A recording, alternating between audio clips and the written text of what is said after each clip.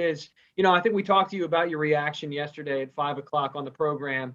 But as you've kind of have time to let it settle, and then we got through really this morning early, what were your thoughts on not just what happened, but the process as it moved forward into the early morning hours? Yeah, and I think we're all still processing what occurred yesterday. We know that it's going to be a day that we'll never forget, but it's a sad day. It's a sad day for America. It's a sad day for our country that anyone would resort to violence and those kinds of activities to try to circumvent our election process, to try to circumvent a peaceful transition that is the hallmark of our democracy, has been the hallmark of our democracy for 240 some years. And so this was, one that we're going to need to recover from. And I think it's absolutely critical that we find ways to come together as a country. We understand that there are deep divisions, perhaps deeper than we've seen in a long, long time, but we must find ways to come together and find common ground and move the country forward in the right direction. I think one of the maybe bright spots is that democracy won out. Despite what happened, we came together as a Congress, House and Senate, and did what we were elected to do. And a very important part of our democratic process here in our republic. We certified the electors, and we're going to have a peaceful transition in just 13 days from today. And we did that despite what happened in the Capitol just hours before. And we've been through worse and have done that in the middle of war and in other situations. And so at the end of the day, our democracy stood the test of this was a tough test, but it stood it just as it has many, many times before. What was it like? I mean, you were in there. What was that moment like? I mean, were you down on the ground? Did you have a mask? Did you make it to your office? Can you describe kind of the moments when the breach was made and you knew that the building was no longer secure? Sure, and it was a little different for different members depending where we were. And I was not on the floor because of COVID. The number of members at any one time that can be on the floor is limited. So many of us were watching the proceedings on the screen. And I was in my office. And so as a result of that, a lot of what you saw, we saw the same thing happening. We could hear sirens and hear things going on. We were evacuated at one point out of the Cannon House office building, which is where my office is located. And so it was sort of unbelievable to know what was occurring, to see some of the images that we saw. You still objected to Pennsylvania's electors. Why did you do that when some others changed their mind after they saw the violence that occurred? Yeah, I mean, what occurred obviously was absolutely unacceptable. And we need an acceptance. We need to get to the point where win or lose, the voters believe that the election was conducted fairly, believe that the votes were tabulated fairly, the only legal votes were counted and any other votes were discarded. And in fact, I think that's what's going to have to happen before we really have, begin to heal as a country. If you look back in this election, there were still thousands of individuals in my district, millions across Pennsylvania, who really did not believe the results of this election. And that was after the last time presidential election. There were many on the other side who were on the losing end, and that one who didn't accept the results then as well. And we saw the impeachment that was politicized in a way it never had been before. And we have to get past this. And so I think one of the things that we need to do is evaluate what can be put in place. One of the things that was amazing to me was that all of the voters in my district who had concerns with the election, the response from the Pennsylvania officials was basically silence. Why wasn't there an audit? Why weren't there spot checks? Why wasn't there manual counting? I don't understand why, when one side doesn't believe the results, we don't have systems in place that answer some of those questions. And so I think that's what we got to do. I voted against accepting only Pennsylvania's electors. All the other states, I supported that. And the reason in Pennsylvania was for what I described. I really felt there were changes made. Just think about this, 7 weeks out from the election, just 7 weeks.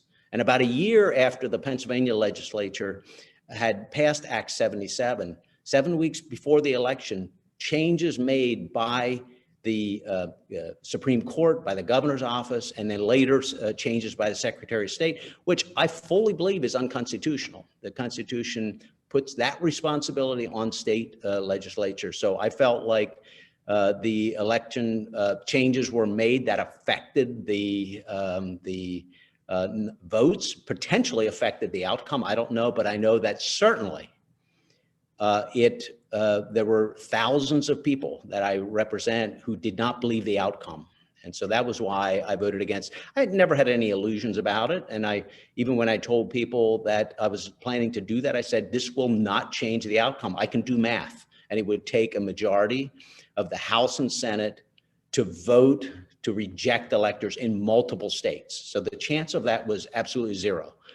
This was more about, for me, in the state that I live, it was being a voice. This was the only point in the process where I really had a voice. And I felt that the voice of those who did not believe this election was conducted fairly needed to be heard.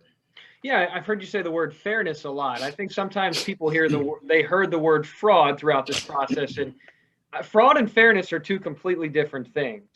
And you've talked about fairness a lot, and just in my experience alone, Lebanon County was helping people cure ballots, but Lancaster County was not.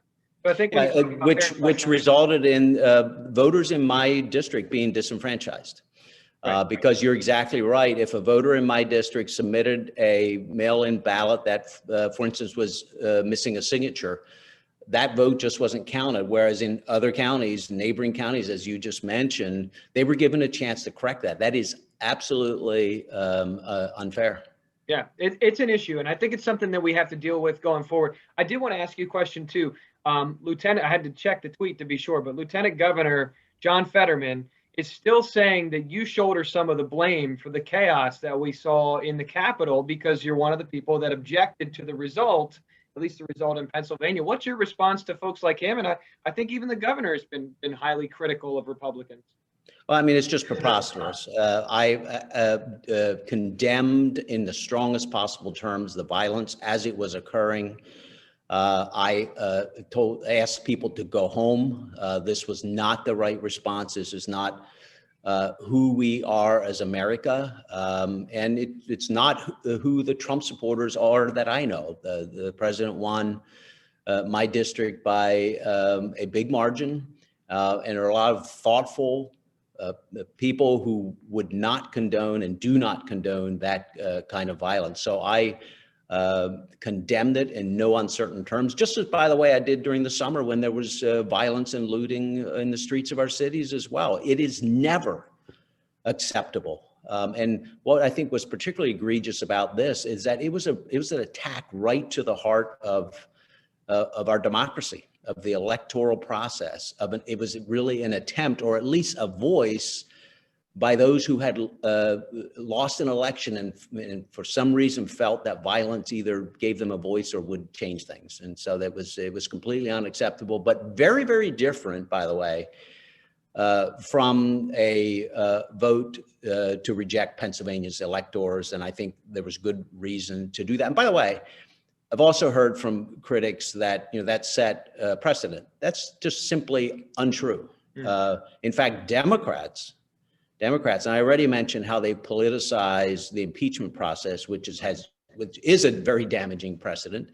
But they also have objected. There's been Democrats that have objected to every Republican presidential election since, I think, 1888. So this did not set a new precedent at all. Yeah, another question, and I think we've got to look at the future and moving forward for many in the Capitol where you're at. They're looking at the 25th Amendment and impeachment. Has anybody included you in those discussions? Are you privy to any of those conversations? No, I've only read what you've read on that.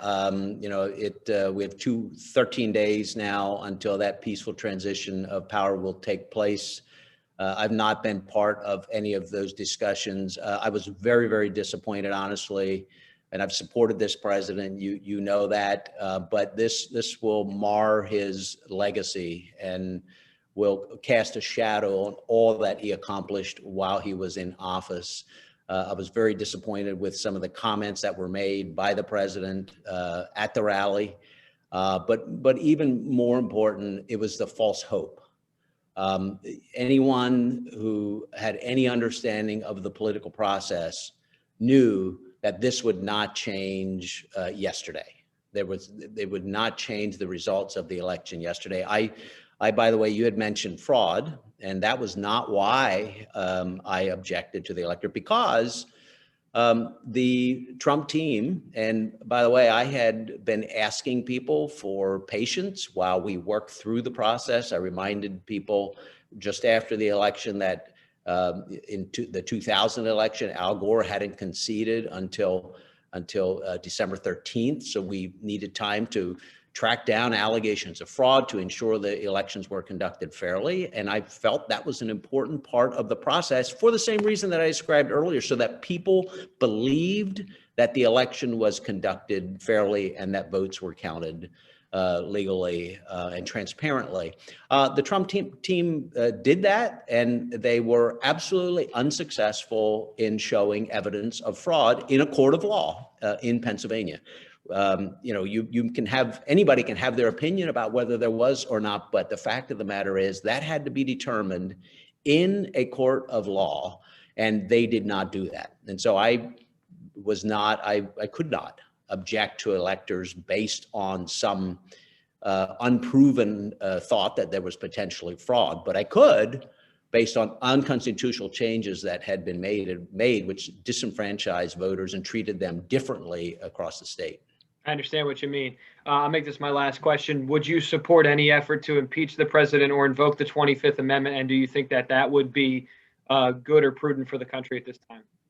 Well, I just don't see how that would come together in that amount of time. I think a better path forward is for people close to the president to talk with the president, and it's important that the president understand that the actions that are taken in the remaining 13 days of his presidency are very, very important, and will have an impact on how people feel about his entire presidency. And so, I think he continues to be president, has a lot of success that he could talk about and be proud of. For instance, the vaccine is being rolled out now. That's going to make a real difference. And that's what we need to be focusing on, is combating this coronavirus, getting life back to normal, reopening our economy.